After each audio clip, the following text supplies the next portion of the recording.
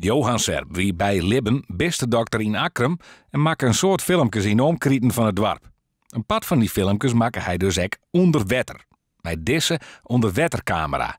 Die tot nota in handen weer van Leo Cinema van Stiens. Ja, ik jerde dat het Fries Filmarchief dat hier de filmpjes kregen van dokter Serp via zijn dochter. En ik vind eigenlijk dat de camera die heeft bij de filmpjes. Dus vandaar dat ik hem schenken wil aan het filmmuseum. Dat is een betere bestemming dan dat hij bij mij bleef of dat ik hem verplaatsen zal. Cinema had de camera in de jaren 70 gekocht van dokter Serp. Om er zelfs ook wel onder water filmje voor. Daar had hij de camera uiteindelijk meer dan 20 jaar verbruikt. Ik heb hem tot eind jaren 90 heb ik hem gebruikt. De originele stabilisatievin zit er nog op. En de originele bevestiging van het camerahoes op de batterijhouder.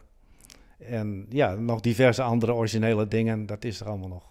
Eind maart binnen de filmpjes terug Liesbeth Serp onbeen on het Fries Filmarchief.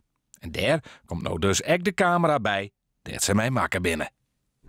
Ja, ze waren zeer verbaasd ten eerste dat die camera er weer weer. Want ze wisten dus net of die nog wel bestond.